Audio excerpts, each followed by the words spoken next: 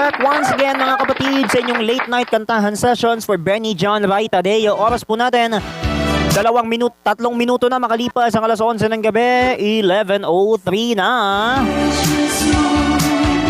Eto na nga mga kapatid, tuloy-tuloy na po tayo sa inyong mga paboritong kantahan ngayong gabi. Pero bago tayo magpatuloy sa ating mga kantahan tonight, meron muna akong ikukwento sa inyo dito sa ating kantahan sessions o sa ating kwentuhan sa kantahan sessions. Eto na!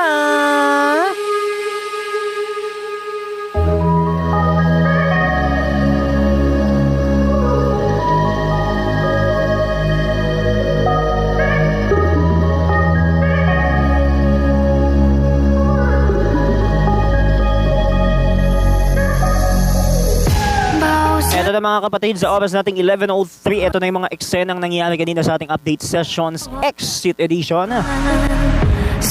Ang unahin muna natin itong pagtatagal ni na Benny and Dave. Medyo lumagpas pa sa oras ng ating update, no? Sa mismong finish line na hanggang alas 6 lang. Kanina lang mga kapatid, bandang 6:15 ay lumabas na po si Benny na di umano'y nagpaiwan. Ayon sa kanyang chat sa Messenger, utang na loob, meron daw silang ginawa. Pero, ang tanong, ano kayang ginawa nila nun? At bakit sila nagpaiwan? Doon din ako nagtataka, kaya ayan pakimarkahan po yung mga tanong na binanggit ko. Anong ginawa nila nun at bakit sila nagpaiwan? Doon din ako talaga napaisip ng bahagya kasi nung talagang nagpaiwan sila, doon ako bahagya, munti ka na nga talaga ako ma-stress kasi akala ko, wala. Hindi lang namin nakita kanina sa entrance pero binigyan ko na ng puntos yon ng 1 point lang. Pero binigyan ko na ng puntos yon kasi kaya nagulat ako, nagtanong din siya bakit daw wala ako kanina sa entrance. Ang tagal kasi nila. Paano hindi ako makakaalis ng ganong kaaga? Wala, maantay ko ba sila? Isa pa, lagpas na rin sa oras yun ng 12:10, lagpas alas 12:10 na sila ng tanghali. Hanggang 12:15 okay lang sa akin, walang problema dun . Pero nung nagkwan na, nung talagang nagmarka na yung kwan natin dun sa part na dun sa part na makikita ko na naka-perfect 2 points pa rin. Maliban lang kay Dave kasi hindi ko na naantay. Lagpas alas 6:30 na siyang nagtatagal sa silid. 'Di ba, nakakagulat po 'yon. Kaya hindi ko na rin nahintay. Anong oras na rin kasi noon? Kaya tingnan ninyo tuloy. Hindi ko na naantay si Dave.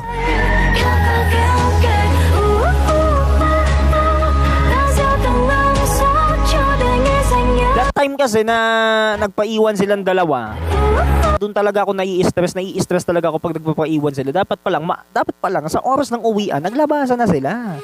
Hindi yung magpapaiwan ka pa ng sobrang haba. Utang na loob. Nagkatakutan na nga nito mga nagdaang linggo. Ngayon, eto na naman uli. Ano ba yan? Utang na loob naman, Nadagdagan pa lalong kaba ko nun. Pero anyway, yun naman talaga. Kailangan naman talaga nating kabahan. Kailangan mag-alangan pa kayo sa akin. Utang na loob, Diyos ko.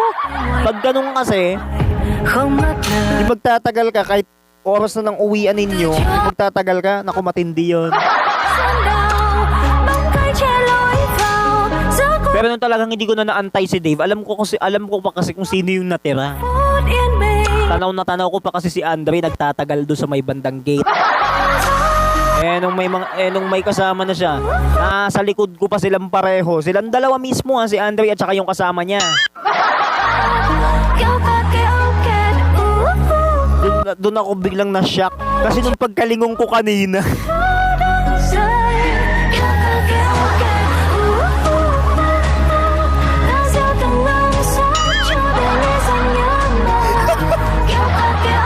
sorry.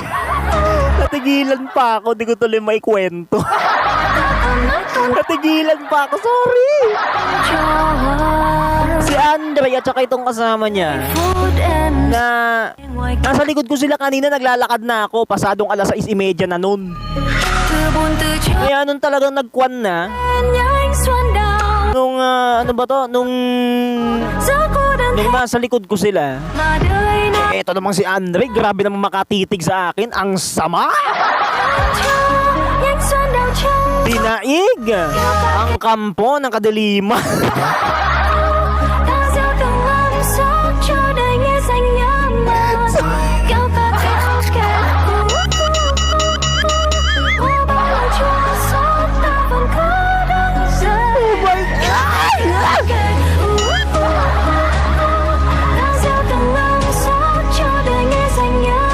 Diyos ko po!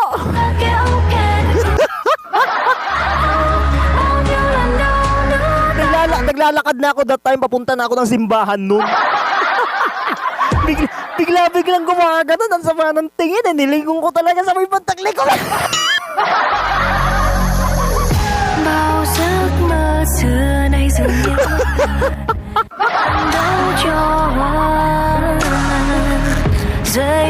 Tawa talaga kami ng tawa eh. Kaya tingnan ninyo tuloy. Hanggang ngayon yung eksenang yan, hindi ko pa makalimutan.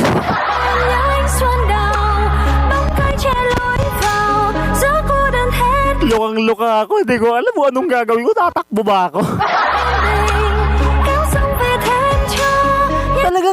Talagang nakakuan, tiningnan talaga ako ni Andre, mata sa mata.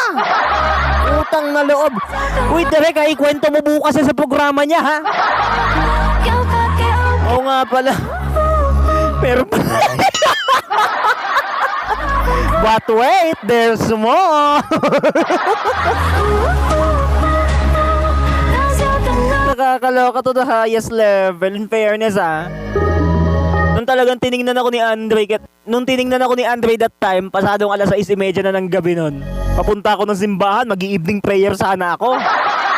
Eh kaya lang, nung nagkwan na, nung lumingon na ako sa likod nila, utang na loob. Ang sama nga ng tingin ni Andre sa akin nun eh. Akala ko kasi parang, oo nga eh. Pagkagat ba naman ng dilim mo, utang na loob, ginanon talaga yung tingin niya. Hindi, talaga, akala ko nga tatakbo na ako that time eh. Pero nag-cue naman, umokay naman sa akin. Kaya nung talagang nagulat na ako, hindi ko na alam anong gagawin ko, parang minarkahan yata.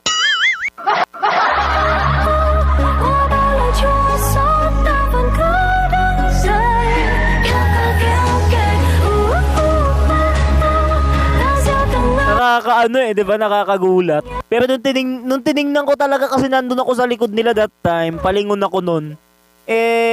Nung nilingon ko sila sa likod kamo, dun talaga ako nagulat. Kaya nung minarkahan ko na, hindi ko na alam anong nangyari. Sabi ko, utang na loob, baka maulit pa yan ah.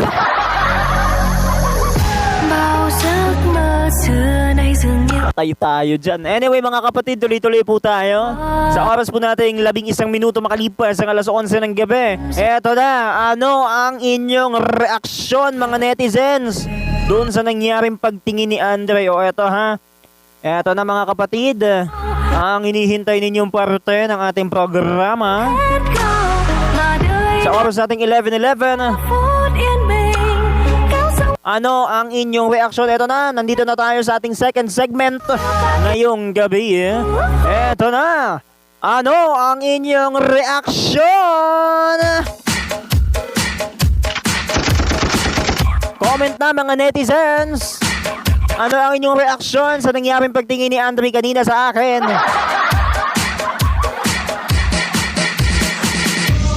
Baka mapadali naman kayo pag nag-comment kayo ha. Eto na, simula na ang paglalagay ng inyong mga reaksyon. Ano ang inyong reaksyon sa pagtingin sa akin ni Andre kanina nung ako ay lumingon? Uulitin ko, ano ang inyong reaksyon sa pagtingin kanina ni Andre sa akin nung ako ay lumingon? Eto na, reaction time.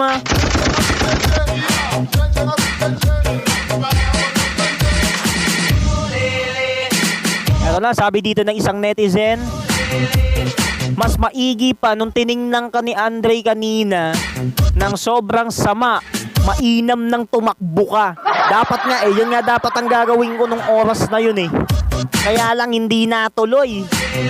Utang na loob, akala ko kasi nakakabahan ako eh. Diba medyo nakakaano din, nakakagulat din no. Daig pa yung kampo ng kadiliman eh. Nung tinignan ako ni Andre that time, talagang hindi ko ma-reconsider. Talagang nagulat na lang ako. Eh, hindi ko naman alam na magmamarka yung tingin niya na yun. Eh, di na-shock na lang din ako to the highest level. Diba medyo nakakagulat. Pero nung pinagtiyagaan ko talaga, hindi ko naman alam na gano'n ang mangyayari. Nung nagmarka talaga, oo, doon talaga ako na doon talaga ako nagulat. Eh, hindi ko naman alam na ganyan ang mangyayari, di ba? That time na magkukwan na, eh, hindi ko na alam anong nangyari noon. Nag-uusap lang sila nung kasama niya sa ibang section eh. Kaya nung talagang palakad na ako, pupunta na ako ng simbahan ng mga oras na yon. Kinano na talaga ako, talagang lukan-luka ako. Eh, di ko naman alam na gano'n ang mangyayari, di ba? Di ba medyo nakakakaba naman ng kaunti? Oo. Ganun din yun, di ba?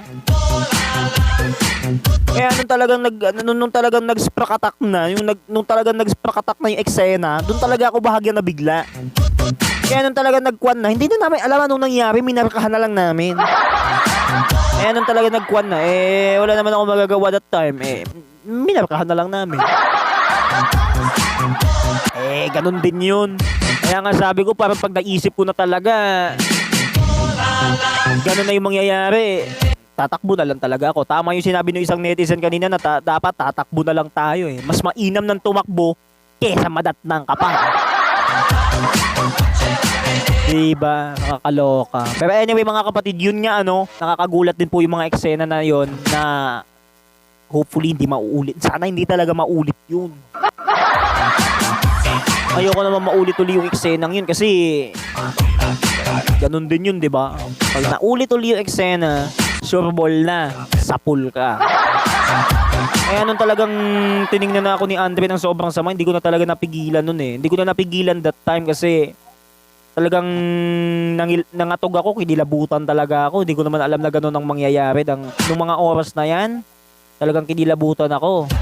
Isipin nyo yung mga nangyari na talagang nagmarka. Nung talagang nagmarka yung tingin niya na yun sa akin, eh, wala. Hindi talaga minarkahan. Tinodo eh.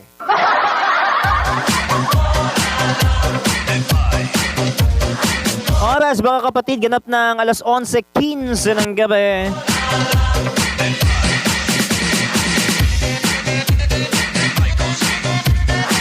Tuloy-tuloy na tayo mga kapatid.